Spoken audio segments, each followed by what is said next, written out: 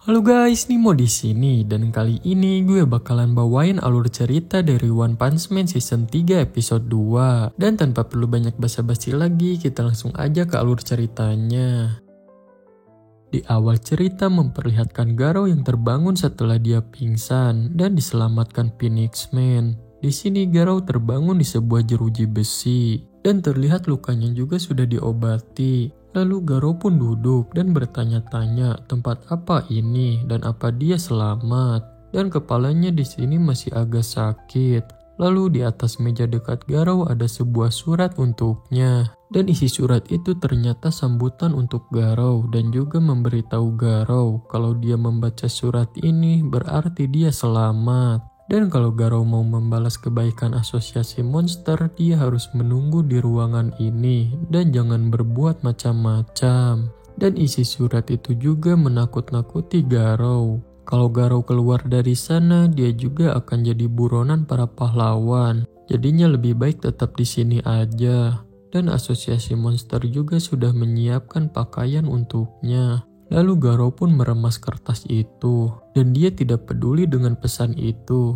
Dia pun berdiri walaupun semua badannya masih terasa sakit. Garou pun memakai pakaiannya, dan di sini dia merasa perutnya berat, kepalanya terasa pusing, dan dia haus dan lapar. Dan juga Garou di sini harus memakan sesuatu yang bisa menyembuhkan kekurangan darahnya yang akibat dari pertarungan sebelumnya. Dan Garou pun dengan mudahnya keluar dari ruangan jeruji itu dan menendang pintunya. Terus Garou pun di sini baru ingat lagi kalau sebelumnya dia melawan Silver Fang dan Bang, dan setelah itu Phoenix Man muncul. Garou pun kesal kepada asosiasi monster.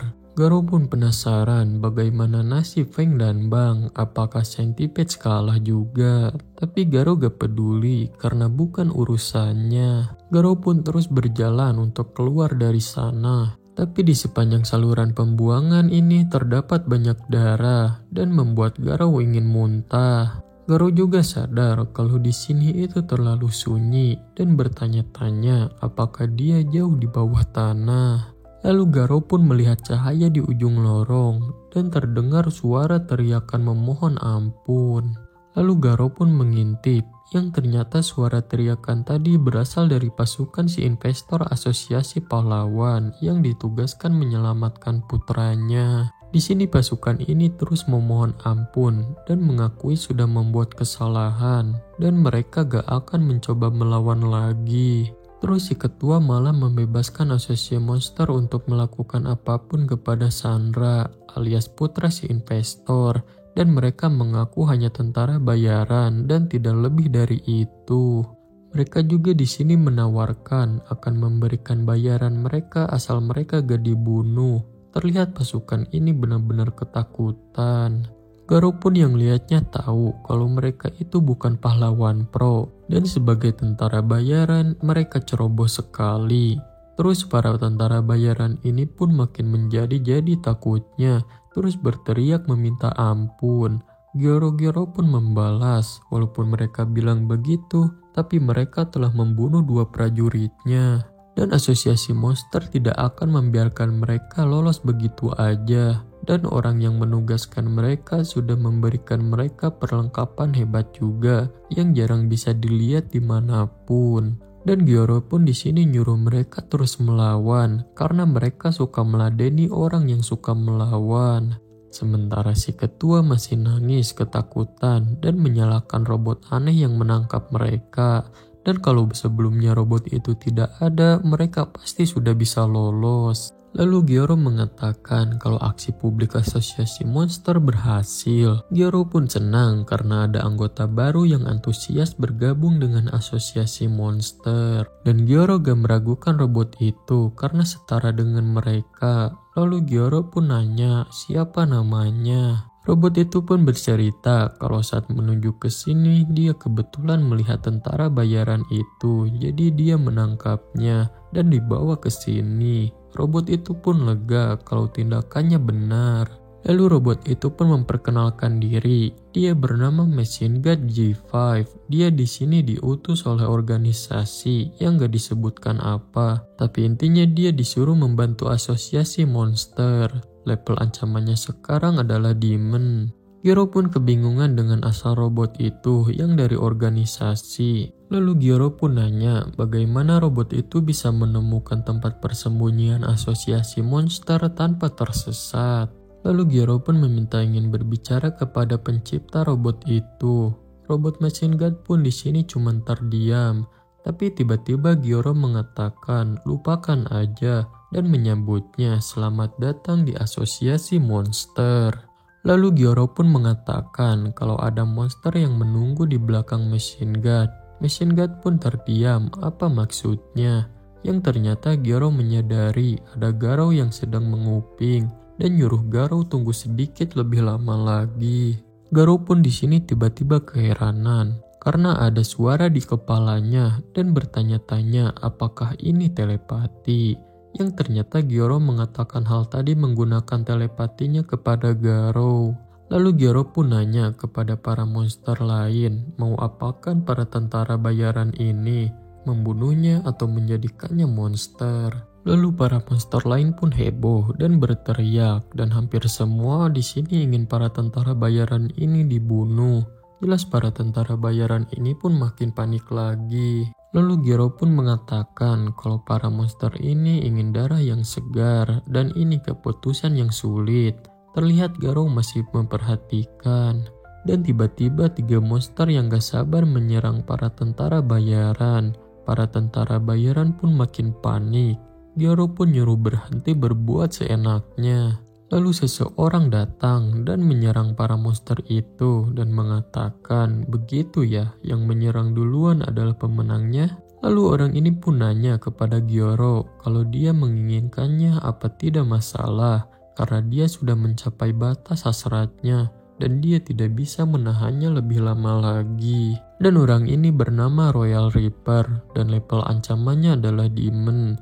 Lalu Royal Reaper pun mengatakan kalau dia gak bisa mendengar suara teriakan para tentara bayaran ini, dia bisa gila. Para tentara bayaran pun di sini kesakitan. Lalu Royal Reaper pun menawarkan kesepakatan kepada Gyoro. Kalau Gyoro membiarkannya bermain dengan para tentara bayaran, dia akan mematuhi semua perintah Gyoro sampai mereka bertarung dengan para pahlawan. Garou pun terkejut karena bisa-bisanya Gyoro memimpin orang gila seperti Royal Reaper. Dan Garou sadar Gyoro cukup kuat untuk menekan orang gila seperti Royal Reaper. Dan Garou juga sadar kalau monster sekuat Elder Centipede juga pasti mengikuti perintahnya.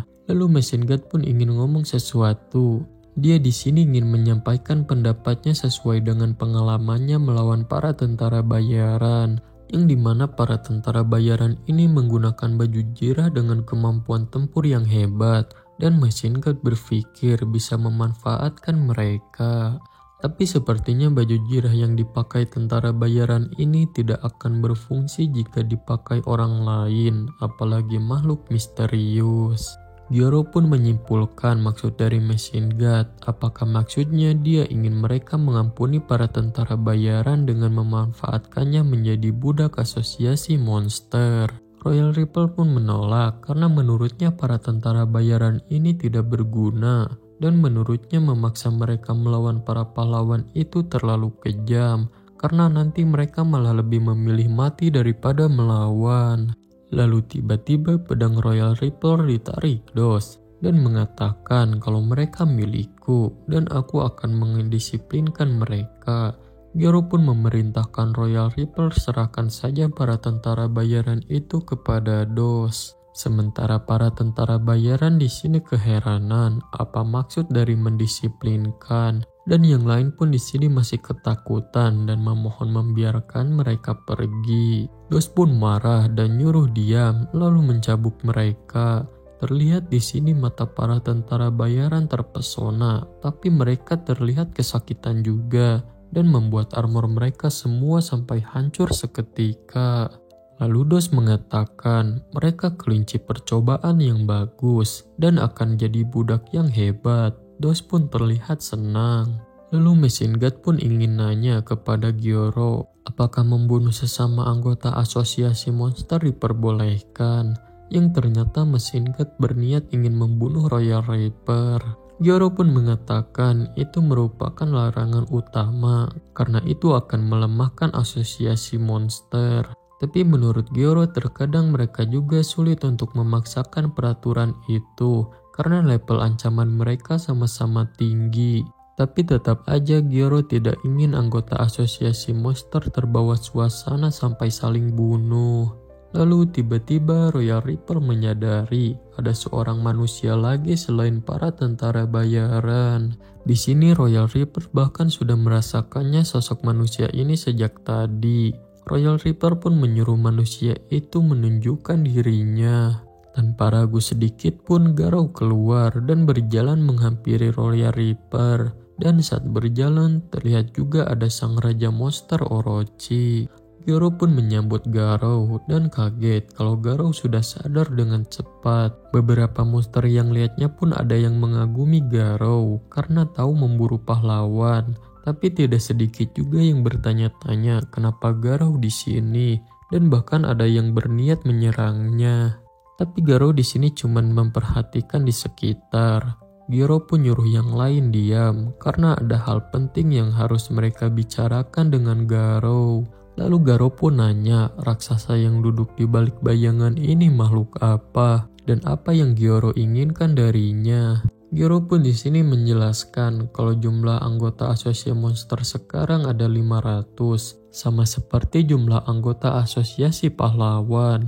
Dan jumlah monster dengan level ancaman demon ke atas telah berkurang dikarenakan pertempuran sebelum-sebelumnya. Dan sekarang jumlah monster level ancaman demon kurang dari 30. Tapi walaupun begitu, Gyoro yakin mereka cukup unggul untuk menang dari asosiasi monster. Tapi yang jadi masalah mereka adalah lemahnya rasa persatuan mereka dan kurangnya pemimpin yang handal. Dan maka dari itu Gyoro ingin Garou menjadi anggota eksekutif asosiasi monster dan jadi tangan kanannya Gyoro. Black Span pun di sini kaget kalau Garou langsung dipromosikan jadi anggota eksekutif dan dinilainya tinggi sekali. Gyoro pun menjelaskan orang dengan pemikiran pahlawan seperti Garou sangat dibutuhkan di dalam asosiasi monster. Bahkan Garou bertarung sendirian dan saat babak belur aja Garou masih berani melawan pahlawan kelas S. Dan menurut Gyoro itu luar biasa. Tapi ada satu syarat dari pemimpin asosiasi alias Orochi, kalau mereka belum memastikan identitas Garou sebagai monster. Jadi Gyoro ingin Garou membawa bukti bahwa Garou adalah monster. Garou pun nanya sambil meledek, apakah Gyoro menyuruhnya untuk tumbuhkan tanduk atau apa? Lalu tiba-tiba Orochi berbicara, dia akan memberikan Garou waktu 1 hari untuk membawa kepala seorang pahlawan dan pahlawannya siapa aja boleh.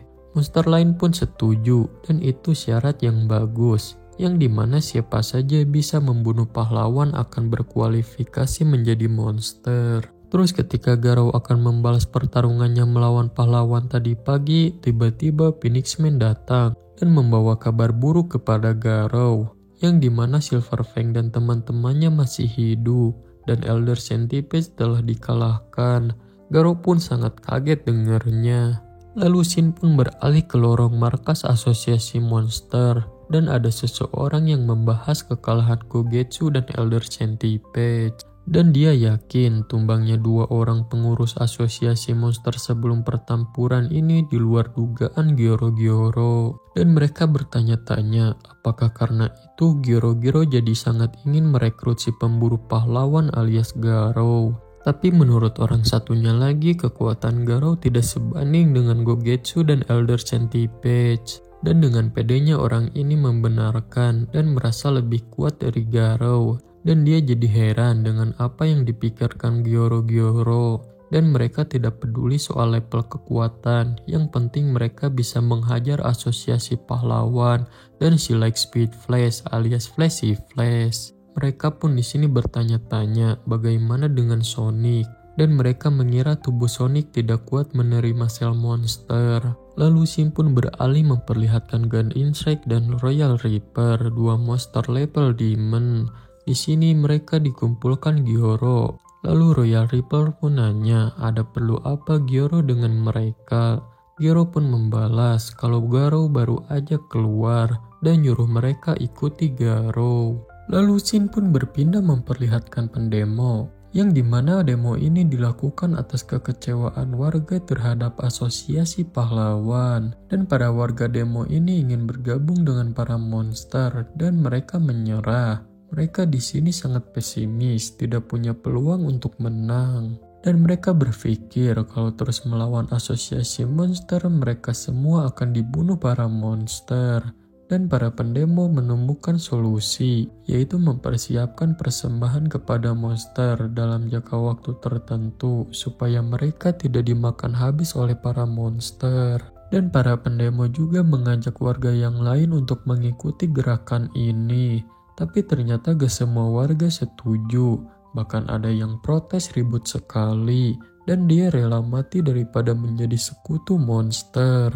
Demo pun membalas, bagus sekali, dan orang itu cocok untuk persembahan. Para pendemo pun mengejarnya, dan warga yang gak setuju pun panik.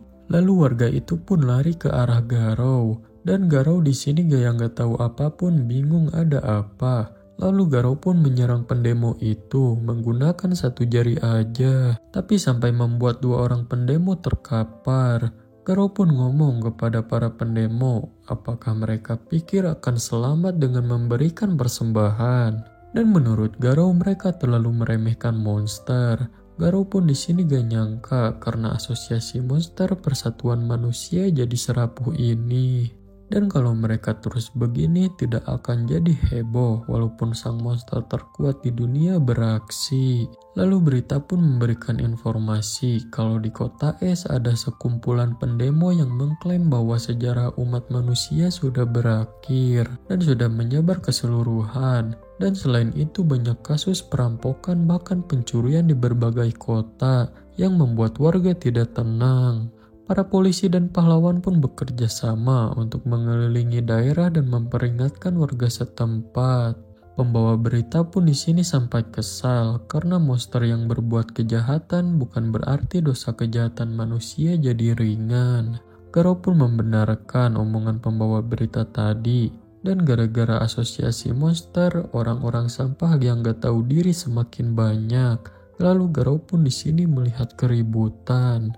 Yang ternyata keributan itu karena orang yang mabuk yang ingin melawan kakek-kakek dan yang lain pun berusaha memisahkan. Orang mabuk itu pun mengatakan kalau mereka sebentar lagi dibunuh asosiasi monster, jadi ya dia gak ingin menahan diri lagi.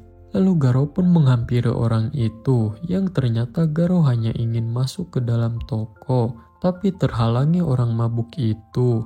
Garo pun di sini nyuruh orang itu minggir. Orang mabuk itu pun gak terima dan mengeluarkan pisaunya lalu menyerang Garo.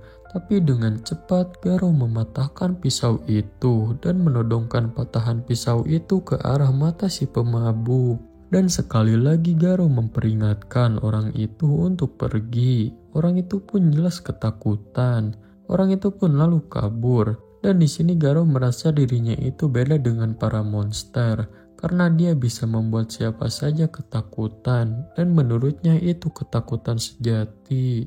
Dan ternyata Garo di sini ingin makan dan dia pun memesan steak dan dalam sekejap steak dan yang lainnya habis dan Garo di sini masih lapar sekali. Lalu Garo pun mau nambah dan Garo pun di sini memesan semua jenis daging dari menu. Dan juga saladnya dan pesan air juga yang banyak.